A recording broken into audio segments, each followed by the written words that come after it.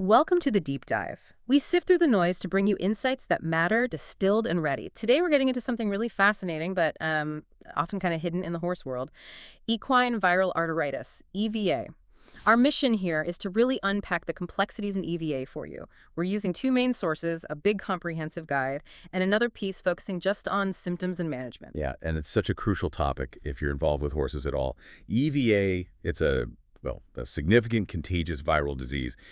It's caused by the equine arteritis virus, EAV, an RNA virus, actually.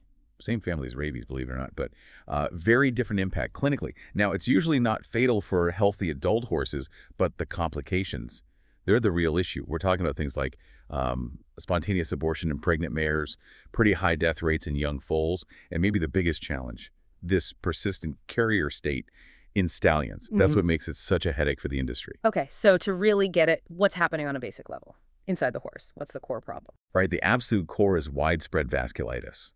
Basically, think of it as inflammation attacking the smaller blood vessels, the arterioles and venules, all through the body.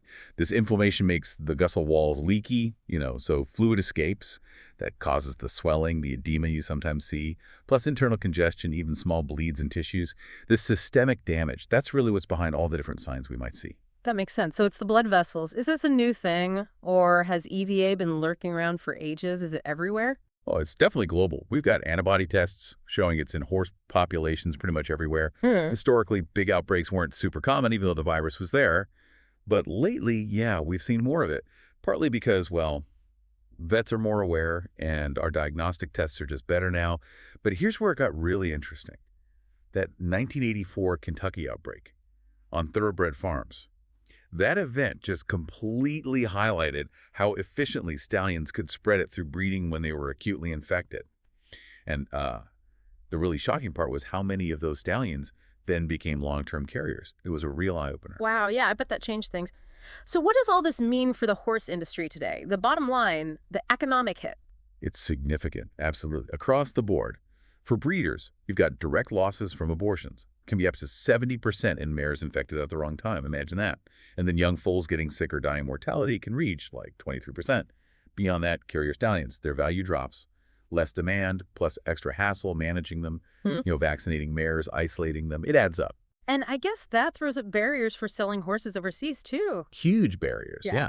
Many countries just flat out refuse entry for carrier stallions, or even semen that test positive. And the restrictions can sometimes even hit antibody-positive mares, geldings, young horses, even if they're perfectly healthy, limits where they can go, who wants them. And it's not just breeding. Think about the performance world. Outbreaks mess up training. Fewer horses show up to compete. Sometimes events get canceled. Lost money all around. It really sounds, well, insidious is the word that comes to mind. So let's talk about how it looks. What are the symptoms? And you mentioned something about it being tricky to spot. Insidious is a good word, because the really critical thing about EVA, the paradox, is that loads of infected horses show zero symptoms. None at all. They look perfectly healthy. But, and this is the key insight, they can still be shedding virus, spreading it. That's the silent spreader problem. And it makes surveillance incredibly hard. It's like fighting an invisible enemy sometimes. Okay, so when they do show signs, what might an owner actually see? Right, and the ones that get acutely sick, you'll often see a fever. It can spike pretty high, maybe 106 Fahrenheit, but sometimes it's quick, up and down. They might seem depressed, off their feed. Respiratory signs are common: runny nose, maybe clear, maybe pus-like discharge, inflamed nose, coughing. Eye issues too: conjunctivitis, kind of a pink eye, discharge, maybe swelling around the eyes. And a really classic sign, going back to that vasculitis, is edema, swelling, especially in the lower parts, hind legs, scrotum or prepuce in males, mammary glands in mares. Sometimes you see skin reactions too, like hives, a sort of nettle rash, and just general stiffness, maybe reluctance to move. Usually takes 2 to 14 days after exposure for signs to show up, and they typically last, maybe 2 to 9 days. And you mentioned it hits different groups differently, mares and foals especially. Yeah, the impact varies a lot. For pregnant mares, abortion is often the very first sign you see in a herd, sometimes the only sign. It's absolutely devastating economically. It usually happens between, say, 2 and 10 months of gestation. Once a mare is infected like that, she rarely carries the foal to term. And if by some chance a foal is born alive, its chances are really slim. Then young foals, especially if they get infected before birth, they're at super high risk, severe illness, high death rate. up to that 23%. They get this terrible inflammation in the lungs, the gut, sometimes both, called pneumoenteritis. They usually only live a few days, sadly. But while they're alive, they're shedding a lot of virus. Very infectious. And the stallions, you said they're unique. What's their specific role here? Right, the stallions. Right. They are just uniquely significant from an epidemiological standpoint. They can become these long-term carriers. And what's really fascinating and worrying is they can shed the EAV virus in their semen continuously for years without showing any signs of illness themselves. But, and this is crucial, unlike other acutely infected horses, these carriers do not shed virus from their nose or in urine or blood. It's only in the semen. Semen quality usually looks fine. And this carrier state, it's androgen dependent, tied directly to testosterone. This silent shedding is what makes them such critical reservoirs for the virus. It's how it persists and spreads globally, mainly through breeding. It really complicates control efforts. It's the core of that whole silent spreader issue. You mentioned the vasculitis earlier causing the signs. Can you just quickly connect those dots again? How does that blood vessel damage lead to, say, the breathing problems or the abortions? Sure. So the virus likes the lining of those small arteries, the endothelium. Again, it gets in there, replicates, and triggers that widespread inflammation, vasculitis, that damages the vessel walls, makes them leaky. Fluid escapes, that's the edema, the swelling you see. Internally, it causes congestion, little hemorrhages. In really bad cases, especially in foals that die, you see severe fluid in the lungs. Pulmonary edema, maybe emphysema, that's severe pneumonia, gut inflammation, even dead spots in the spleen. In aborted fetuses, the changes might be microscopic, but you'll find damage in the placenta, liver, spleen, lungs. Shows how systemic it is, even before birth. Okay, but those symptoms, fever, depression, runny nose, swelling, sounds like it could be a lot of things, right? Is confusion with other diseases a big problem? Oh, absolutely. It's a huge challenge. The signs are just so nonspecific, which is exactly why you cannot rely on just looking at the horse. Lab confirmation is essential, especially with all those silent carriers wandering around. It really raises the question, doesn't it? Why just looking isn't enough? You've got to rule out equine influenza, equine herpes virus, EHV1, EHV4, the ones causing equine rhinitis viruses, adenoviruses, even bacterial stuff like strangles sometimes. Yeah. And one we have to be particularly careful about is vesicular stomatitis, VSV, because it causes blisters, muzzle, lips, tongue, teats, coronary bands that can look a bit similar. And crucially, horses don't get foot and mouth disease. So if you see blisters on a horse, VSV is high on the list to rule out, alongside EVA sometimes. Okay, so with all this complexity, the hidden carriers, multiple ways it looks, how does this thing actually travel around? How does it spread from horse to horse? It's got a few reps, which makes it tricky. The main way, especially from horses that are acutely sick, is respiratory. Think direct contact breathing in, aerosol particles, from coughs, snorts, nasal discharge. That sheds loads of virus. Then there's the really critical one for EVA, venereal, through breeding, either natural cover or AI, using semen from an infected stallion. And here's a kicker. The virus survives chilling and freezing semen just fine. And the antibiotics they put in semen extenders. Don't touch it. Then there's indirect spread, contaminated stuff, buckets, tack, brushes, clothes, people's hands, because the virus is in pretty much all secretions for a few weeks after acute infection, semen, tears, snot, urine, manure. And finally, congenital. An infected mare can pass it across the placenta to her fetus. You keep coming back to those carrier stallions just to really hammer it home. What makes them the central problem for controlling EVA worldwide? They really are. They are the primary reason this virus persists and spreads so widely. Unlike mares or geldings, stallions are just much more likely to become these long-term persistent shedders, continuously pumping out virus in their semen for years, looking perfectly healthy. That silent shedding via breeding is the engine driving its spread. And remembering, it's androgen dependent, tied to testosterone. It means castration is really the only foolproof way we know right now to stop a stallion from being a carrier.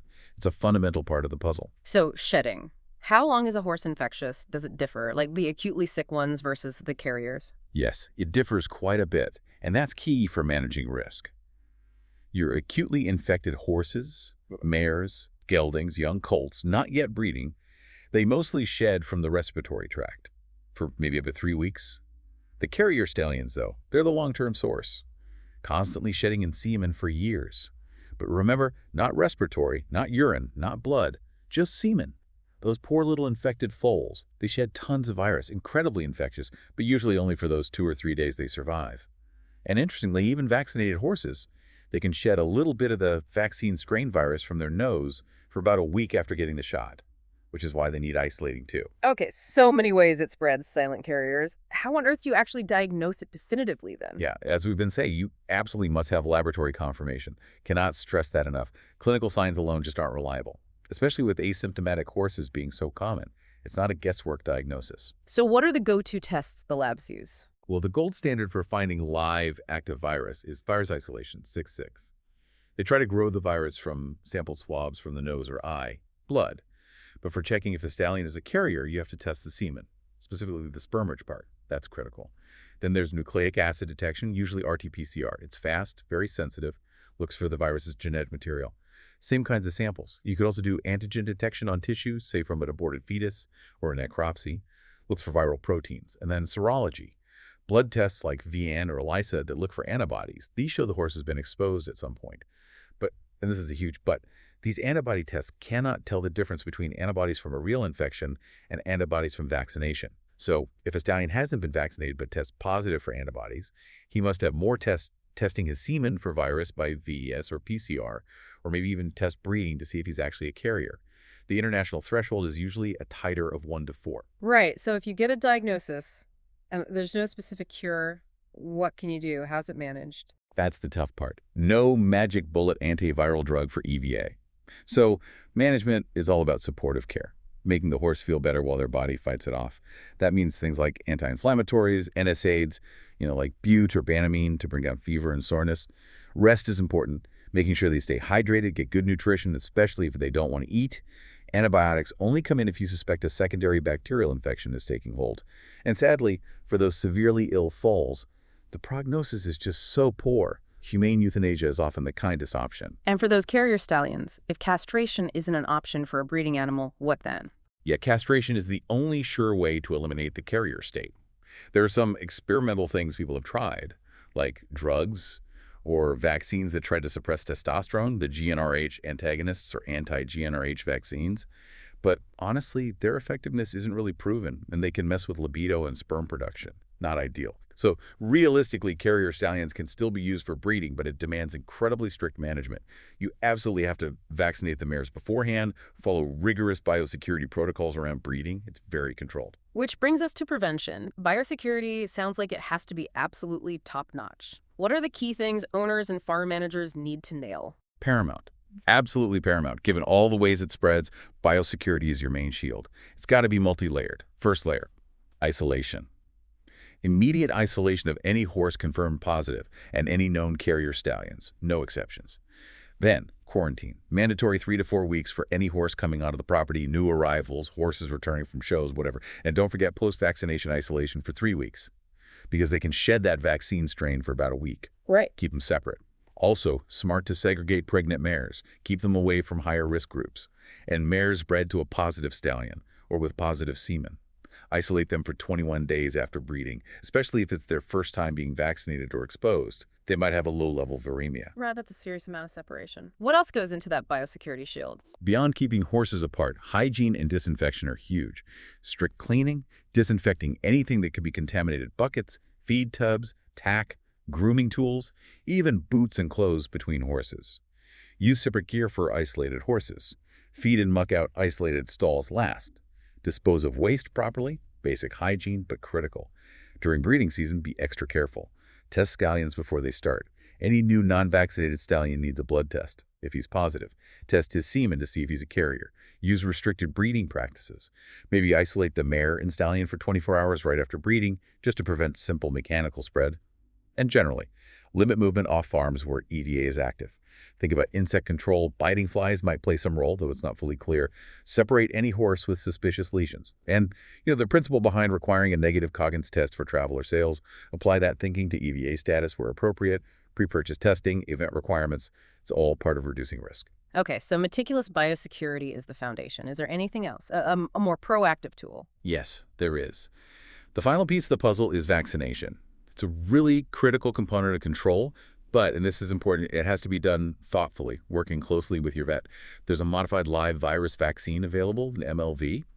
Its main job really is to help prevent the venereal spread, especially in breeding animals. So who needs this vaccine and when's the right time? Sounds like it needs careful planning. Very specific guidelines, yes. You want to vaccinate non-carrier breeding stallions every year, at least 4 weeks before the breeding season starts. And crucially, they must be blood tested and confirmed negative for EAV before their very first shot. You don't want to accidentally vaccinate a carrier. For mares, if they're not pregnant, vaccinate them at least 3 weeks before they're due to be bred to a known carrier stallion or use as semen. Generally, vaccinating all brood mares annually before breeding is a good idea. Pregnant mares, generally not recommended, especially late in pregnancy, say the last 2 months. There's a small potential risk to the fetus. You'd only really consider it if the risk of her catching it naturally is much higher than any vaccine risk. A vet call, definitely. Colts, around 6 to 12 months old. Vaccinations worth considering, especially in breeds where EVA is more common, like standardbreds or warm bloods. It might reduce their chances of becoming carriers later, but foals under 6 weeks old definitely do not vaccinate. They should get protection from antibodies in the mare's colostrum.